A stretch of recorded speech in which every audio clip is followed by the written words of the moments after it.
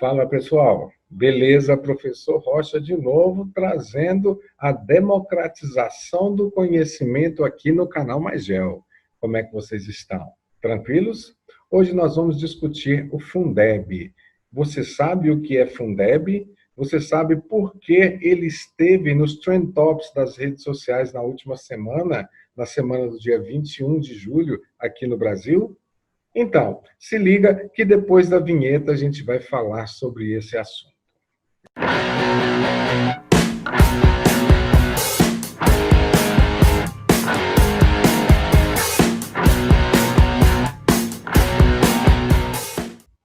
Então, antes da gente começar, eu queria pedir para você se inscrever no nosso canal, compartilhar esse vídeo e nos seguir nas redes sociais. Beleza? Então, o nosso tema hoje é o Fundeb. Você sabe o que é o Fundeb, né? Então, nós vamos explicar direitinho para vocês o que é o Fundeb. A nossa rápida aula hoje vai consistir numa primeira parte de introdução, na segunda parte, o histórico, depois a gente vai falar um pouco sobre a duração, os objetivos, e a gente, no finalzinho, vai dar uma contextualizada neste assunto para que você possa ficar por dentro de tudo. Tá, beleza? Então, primeira coisa, vamos saber o que é o Fundeb. O Fundeb é um conjunto de fundos que passam pelas esferas estaduais, federais, estaduais e municipais, né? Esses fundos correspondem partes de arrecadação dos impostos das prefeituras, do governo estadual e do governo federal, deve destinar-se a um fundo que vai investir exclusivamente em educação. Então, esse fundo de desenvolvimento de educação básica, que a gente chama de Fundeb. Este Fundeb, ele foi criado nos anos 90. Então, a criação do Fundeb foi nos anos 90, no governo de Fernando Henrique Cardoso, FHC. Em 1996, ele criou uma PEC que dizia que todas as prefeituras, todos os estados e o governo federal deveria ter a obrigação de destinar parte da sua arrecadação ao investimento da educação, né? Então, o Fundeb foi criado em 1996, mostrando para vocês que não é uma coisa atual, uma coisa de esquerda versus direita, uma coisa de petistas versus Bolsonaro. Então, a gente tem uma ideia de que ele foi criado nos anos 90. Em 1996, pela PEC número 14 de FHC, né? E ele começou a ser colocado em prática em 1998.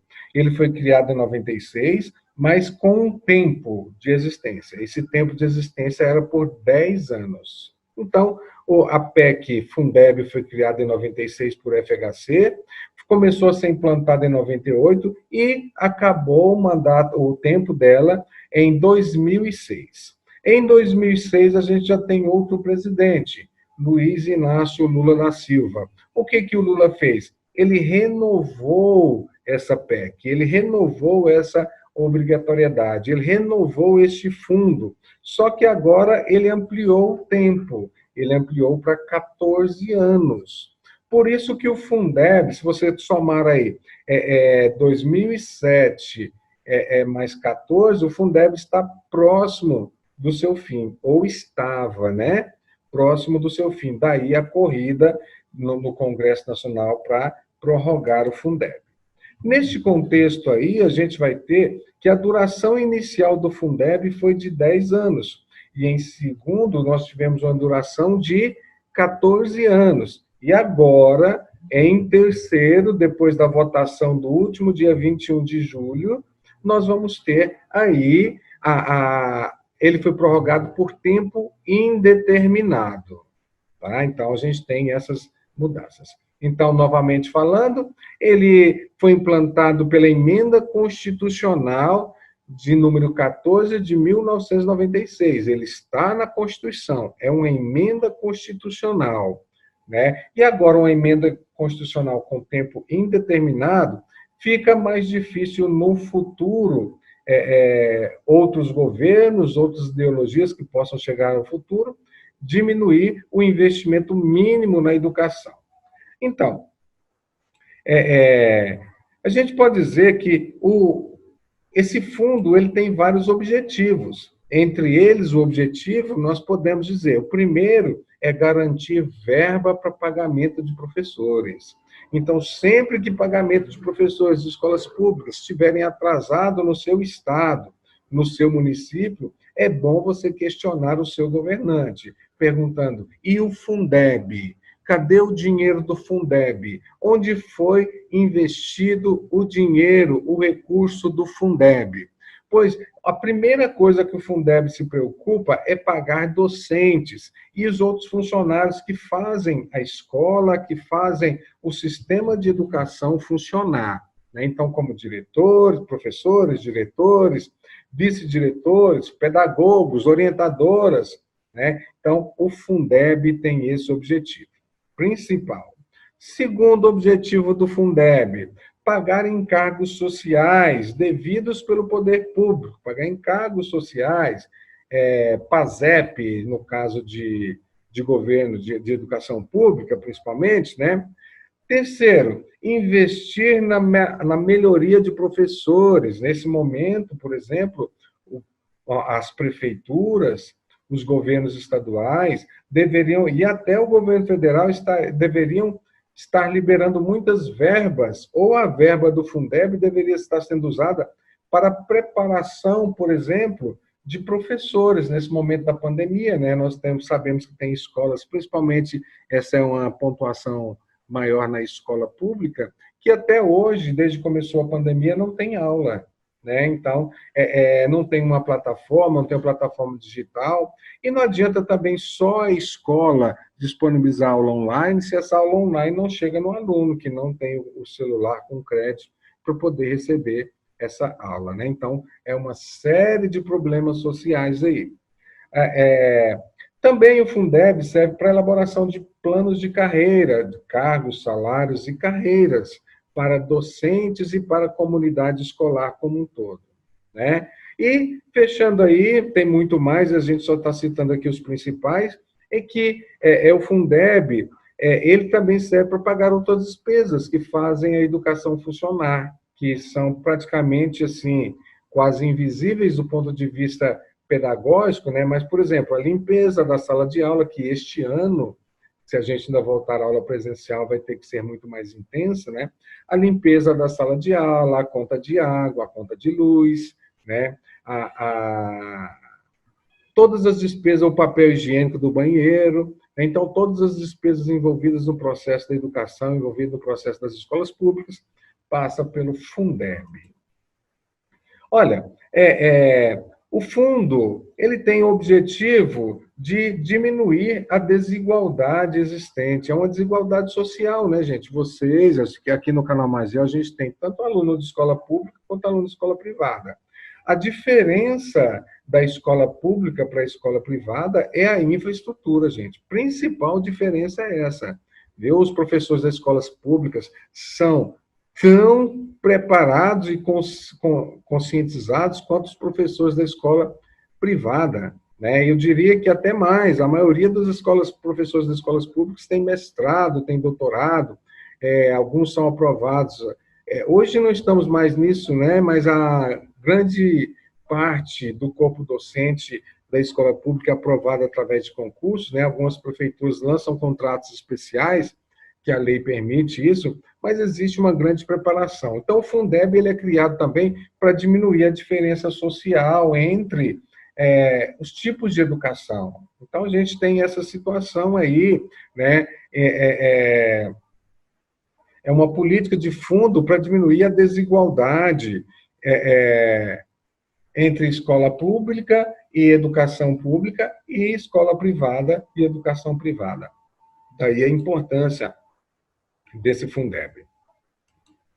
Bom, numa contextualização, nós tivemos que no dia 21 de julho, nesse dia 21 de julho de 2020, ocorreu uma votação para prorrogação ou não do Fundeb. E, por incrível que pareça, isso mobilizou grande parte da população brasileira. Houve uma grande preocupação. Então, temas como esses tornaram temas muito comuns, mas essa mobilização em prol do Fundeb foi algo que não teve nas outras vezes que o Fundeb foi renovado. Então, organizações estudantis, quanto organizações de professores, funcionários, todos aqueles que defendem o interesse da população, começaram a se mobilizar numa pressão aos seus políticos que foram eleitos, né, para que, aos representantes de cada estado, para que eles pudessem aprovar a nova PEC que regulamenta novamente o Fundeb.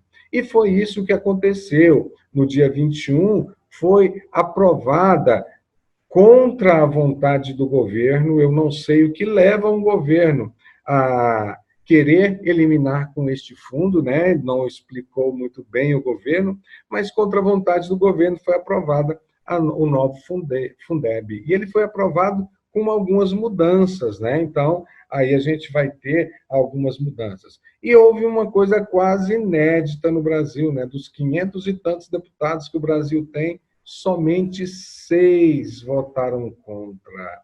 6 deputados do Congresso, da Câmara dos Deputados, foram contra a aprovação da nova PEC, do Fundeb. Estão eles aí, ó, o nome deles, para você marcar direitinho, de 4 em 4 anos tem eleições, que você possa contestar, para que ele possa te justificar qual foi o motivo dele não querer a renovação desse fundo. Entre eles aí, nós vamos destacar aí o doutor Zacarias Calil, né, que é daqui do estado de Goiás, um médico conceituadíssimo, diga-se de passagem, votou contra, votou por orientação partidária, né, e está devendo explicação para o povo, viu, doutor Zacarias? Está devendo explicação para o estudante, está devendo explicação para a sociedade em geral. Né? É um direito seu votar em quem você quiser ali dentro do Congresso, mas você representa o povo, e o senhor sabe que a maioria queria a renovação do Fundeb. Inclusive, deixo aqui aberto o nosso canal, o nosso espaço, para que se o senhor deputado, melhor dizendo, quiser vir justificar o motivo de ter votado contra, nós somos todos ouvidos, tá bom? Pode ficar tranquilo. Ó, então, o que pode mudar? O que mudou com o novo Fundeb? É isso que você tem que entender.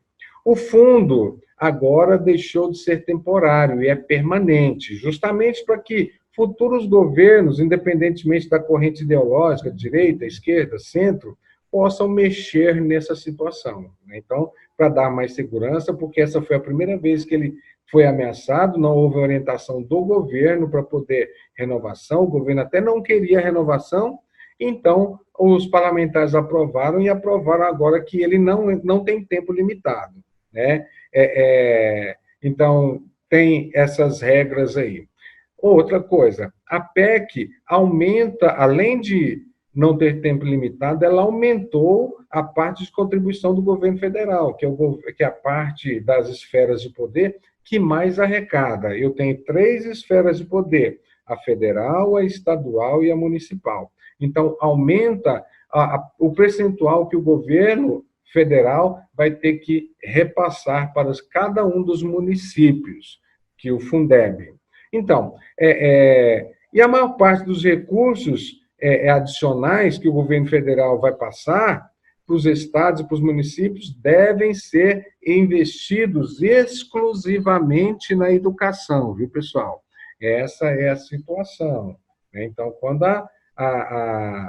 os salários dos professores da sua escola estiver atrasado, quando a sua escola estiver faltando infraestrutura, você questiona, cadê o Fundeb? Quanto do Fundeb veio? No portal Transparência, você vê tudo isso aí, não precisa nem de perguntar para o diretor. Né? Eu quero saber quanto a escola X recebeu do Fundeb. Recebeu esse ano R$ 100.000. O que ela fez com esses R$ 100.000? Onde ela investiu? O que ela gastou? Cadê as notas? Portal da transparência. Isso é direito seu.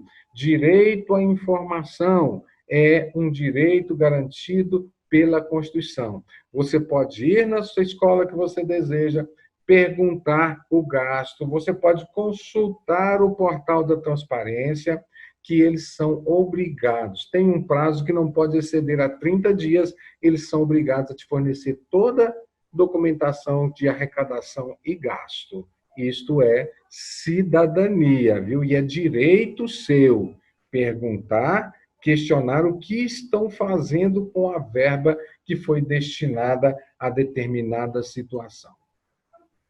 Bom, desta vez, houve uma resistência do governo, né? E o governo chegou a apresentar uma proposta de última hora, uma proposta que ela reduziria ou eliminaria o Fundeb e ia criar um outro plano de renda familiar. Mas é muito triste, né, gente?